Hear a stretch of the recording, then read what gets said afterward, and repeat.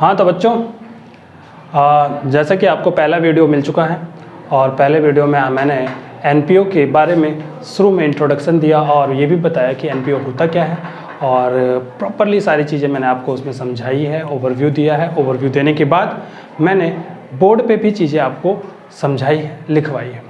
अब उसके second part के बारे में हम बात करेंगे। सेकंड पार्ट हम उससे आगे लेके जाएंगे कि आगे हमें एनपीओ में क्या क्या पढ़ना है। तो मैंने एनपीओ के बारे में थोड़ा सा आपको ओवरव्यू दिया था, जिसमें मैंने सारी चीज़ें बता दी थी कि हमें क्या क्या पढ़ना है।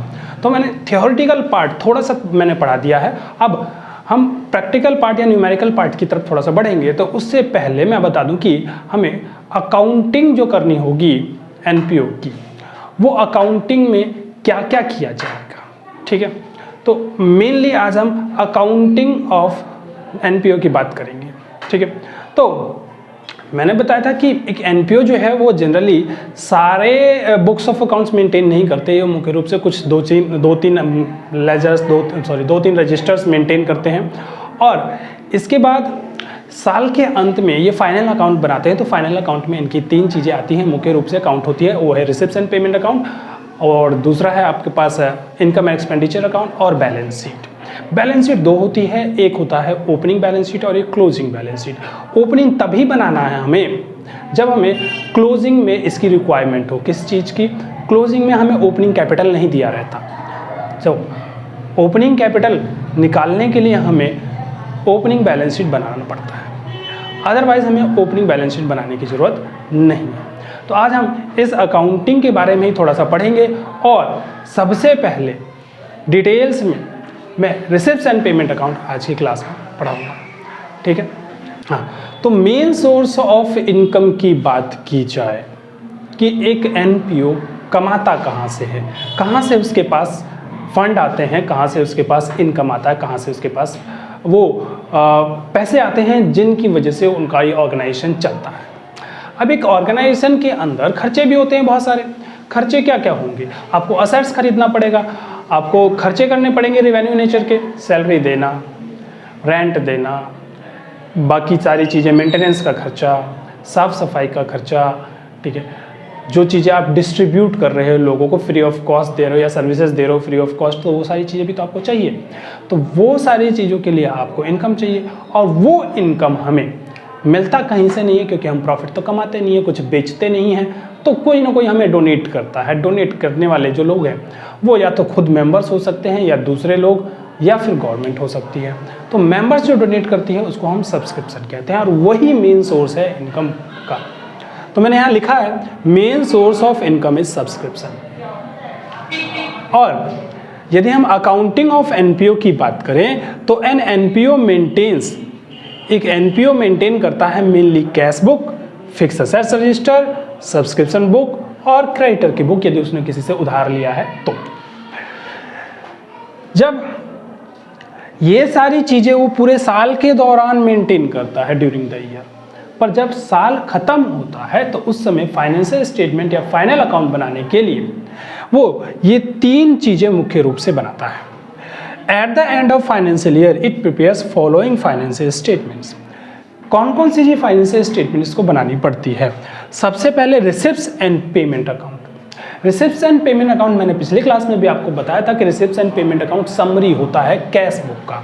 पूरे साल भर के दौरान जितने भी कैश के ट्रांजेक्शन्स हुए हैं वो सारे कैश के ट्रांजेक्शन्स कैश बुक में रिकॉर्ड किए गए हैं और वो सारे कैश बुक के ट्रांजेक्शन जो कैश बुक में रिकॉर्ड हुए हैं उनको हम समरी फॉर्म में साल के अंत में एक अकाउंट बना के रिप्रेजेंट करते हैं और वो अकाउंट कहलाता है आपका receipts and payment account. Receipts and payment account he helpful होता है आपको इनकम एंड एक्सपेंडिचर अकाउंट बनाने में और बैलेंस शीट बनाने में। अब आपने जो फाइनल अकाउंट्स पढ़े थे जो प्रॉफिट ऑर्गेनाइजेशंस के लिए थे, चाहे वो सोल प्रोप्राइटरशिप के लिए हो या कंपनीज के लिए हो, तो सोल प्रोप्राइटरशिप के लिए जो प्रॉफिट ऑर्गेनाइजेशंस के लिए जो फाइनल अकाउंट पढ़ा था उसमें आपने पढ़ा था trading account, profit and loss account और बैलेंस शीट। इन तीनों के बनाने से पहले हम ट्रायल बैलेंस बनाया करते थे। ट्रायल बैलेंस के बाद trading account, profit and loss account और फिर बैलेंस शीट बनाया करते थे। अब चूंकि ये प्रॉफिट ऑर्गेनाइजेशन है नहीं तो यहाँ ट्रेडिंग अकाउंट और प्रॉफिट एंड लॉस अकाउंट नहीं बन सकता। तो यहाँ हम ट्रेडिंग अकाउंट और प्रॉफिट एंड लॉस अकाउंट की जगह जो बनाएंगे अकाउंट वो है इनकम एंड एक्सपेंडिचर अकाउंट। और ट्रायल बैलेंस से हम ट्रेडिंग अकाउंट और प्रॉफिट एंड लॉस अकाउंट और बैलेंस शीट बनाया करते थे। अब ट्रायल बैलेंस की जगह हम रिसिप्ट्स एंड पेमेंट अकाउंट का यूज करेंगे इनकम एंड एक्सपेंडिचर अकाउंट बनाने के लिए और बैलेंस शीट बनाने के लिए। ठीक है, तो रिसिप्ट्स एंड पेमेंट अकाउंट होता क्या है, मैंने वैसे तो आपको बता दिया है कई बार कि receipts and payment account summary होता है कि इसका कैश बुक का, जो साल के एंड में बनाया जाता है with the help of cash book. वही बात मैं यहाँ लिख देता हूँ, receipt and payment account is summary of cash book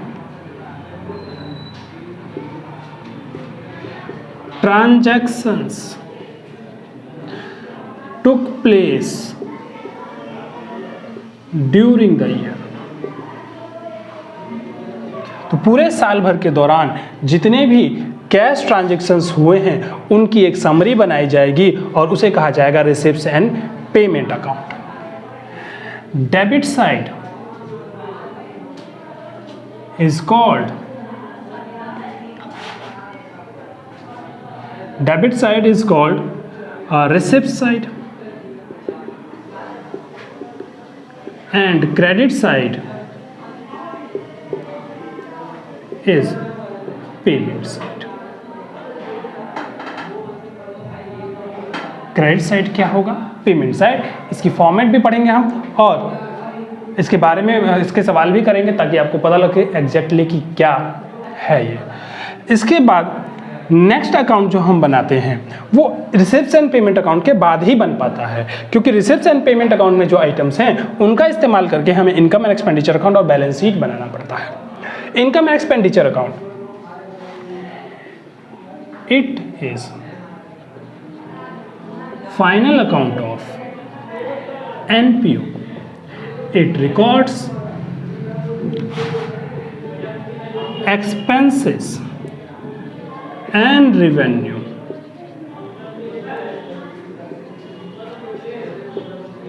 of the organization during the year of a financial year।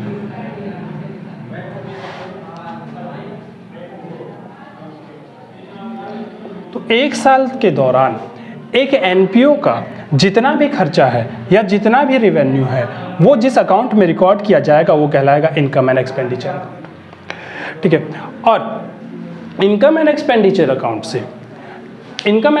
Account से जो एंड रिजल्ट निकलेगा वो सरप्लस कहलाएगा या डेफिसिट कहलाएगा। सरप्लस क्या है, सरप्लस प्रॉफिट। तो प्रॉफिट तो कमा नहीं सकती ना ये ऑर्गेनाइजेशन, तो प्रॉफिट कह भी नहीं सकते उसे हम। तो इसका मतलब ये है कि यदि ऑर्गेनाइजेशन के रेवेन्यू ज़्यादा है और खर्चे कम हैं तो excess of revenue over expenditure is called surplus. मैं भी डेफिनेशन लिखवा दूंगा, सरप्लस इसे कहते हैं। और यदि डेफिसिट आता है यानी excess of expenditure over revenue तो वो कहलाएगा deficit.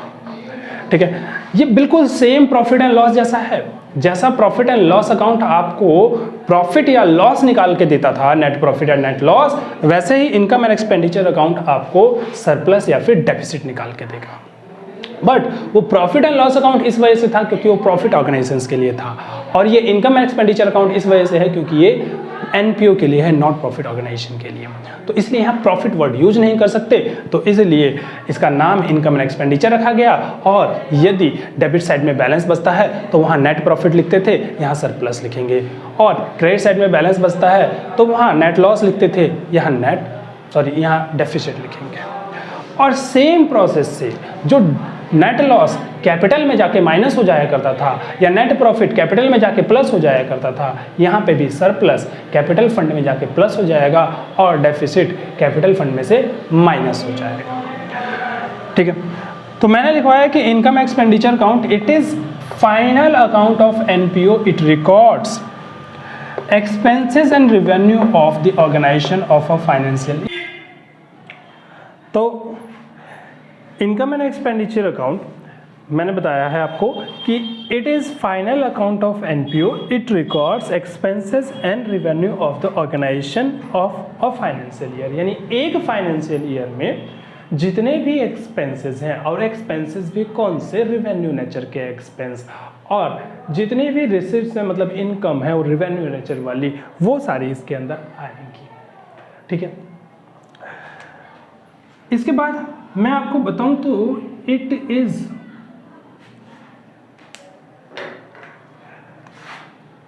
Like profit and loss account. ये प्रॉफिट और लॉस अकाउंट जैसा होता है, और इट रिजल्ट्स इन सरप्लस और डेफिसिट। इसका जो फाइनल रिजल्ट आएगा या तो वो सरप्लस होगा या फिर वो डेफिसिट होगा। बात करते हैं हम बैलेंस शीट की। Balance sheet shows the financial position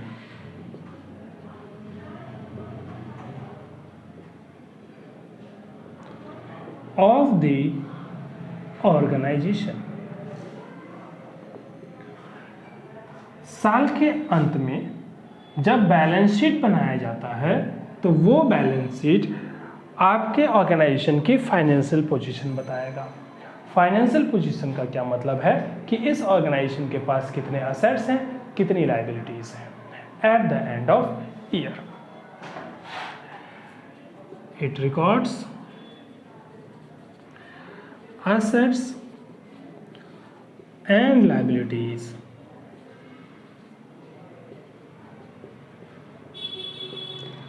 of the organization at the end of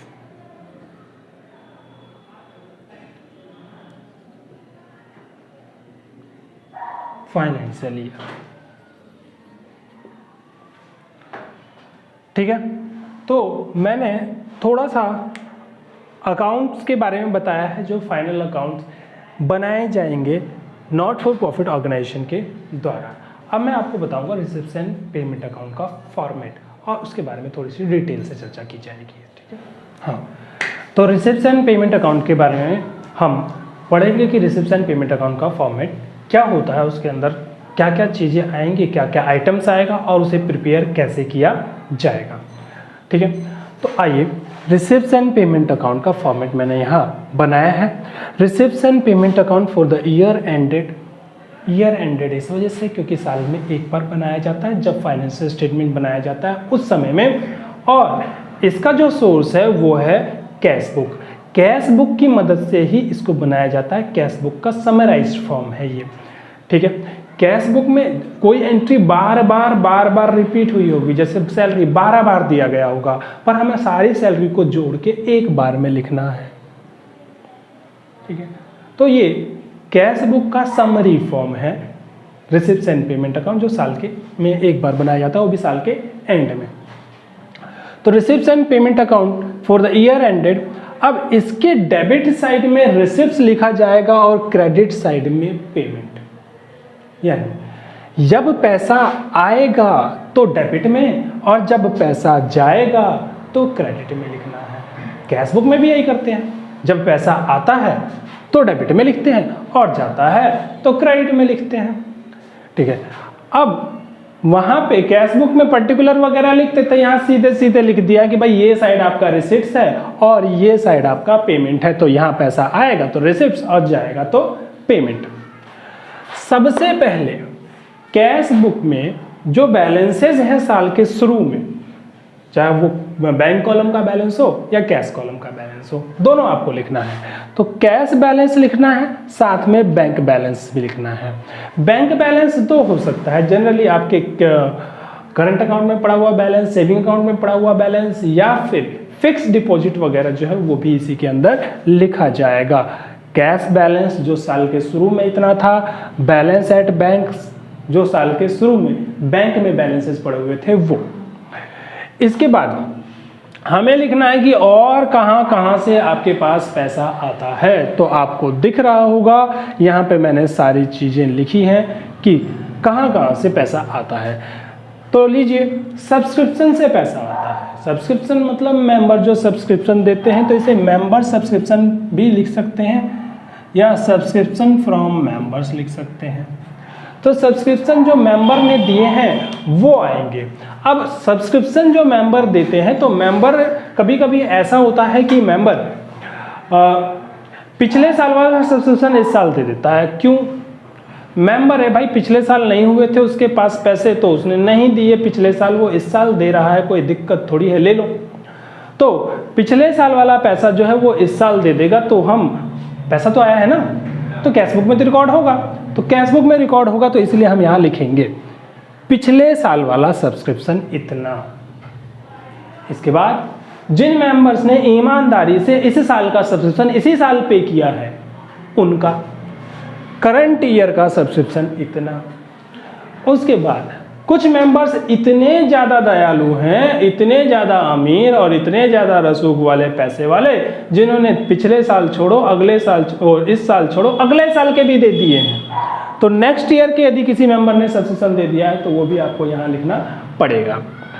तीनों सब्सक्रिप्शन जो हो वो यहाँ टोटल आएगा। ठीक है। हालांकि पिछले साल का जो सब्सक्रिप्शन था वो इस साल रिसीव हुआ है, तो इस साल की इनकम नहीं है। क्यों? क्योंकि अक्रूवल कॉन्सेप्ट क्या कहता है, इनकम उसी साल का लेना चाहिए जिस साल का है। पिछले साल वाला तो आउटस्टैंडिंग है, वो इस साल का इनकम नहीं है। ठीक है। पर वो सारी चीज़ें हैं वो प्रॉफिट एंड लॉस अकाउंट का हिस्सा है, यानी कि इनकम एंड एक्सपेंडिचर अकाउंट का हिस्सा है।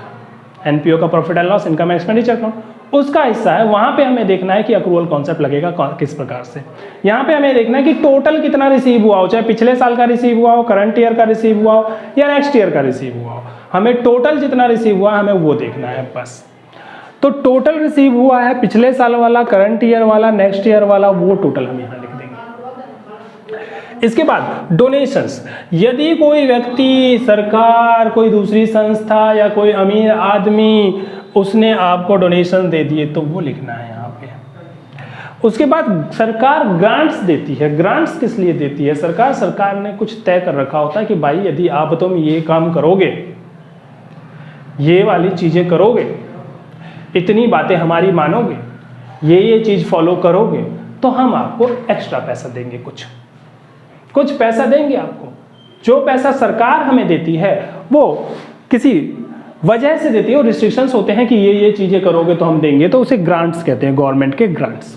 तो गवर्नमेंट के ग्रांट्स लेने के लिए बहुत सारी चीज़ें फॉलो करनी पड़ती है गवर्नमेंट की गाइडलाइंस फॉलो करनी पड़ती है, गवर्नमेंट की जो सजेशंस है, जो रिस्ट्रिक्शंस है, वो सारी चीज़ें फॉलो करनी पड़ती है। अकाउंट्स वगैरह, ऑडिट वगैरह, सारी चीज़ें प्रॉपर तरीके से यदि आप करते हो और सरकार के पास अप्लाई करते हो कि भाई हमें ग्रांट्स दे दो, हम लोगों की भलाई का काम कर रहे हैं, बच्चों की पढ़ाई का काम कर रहे हैं, इलाज का काम कर रहे हैं, ये सारी चीज़ें कर रहे हैं, तो सरकार आपकी उस बात पे विचार करती है। यदि आप ग्रांट्स देने लायक होते हो तो आपको सरकार एक्स्ट्रा पैसा देती है, उसे कहते हैं गवर्नमेंट ग्रांट्स।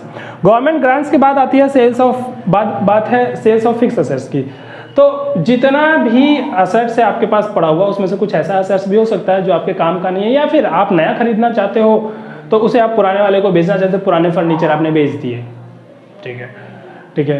कोई पुरानी मशीनरी थी, छोटी मोटी कंपनी के अंदर मशीन होती है, इसके अंदर कहाँ से मशीन है, इसके अंदर मशीन हो तो कॉफ़ी मशीन हो गया, रेफ्रिजरेटर हो गया, ये सारी चीज़ें हो गई, तो वो सारी चीज़ें भी आप बेच सकते हो, वो फिक्स असेट्स है। यदि आप वो बेच देते हो तो पूरा अमाउंट लिखना है, गेन नहीं, पूरा अमाउंट जितने बिका।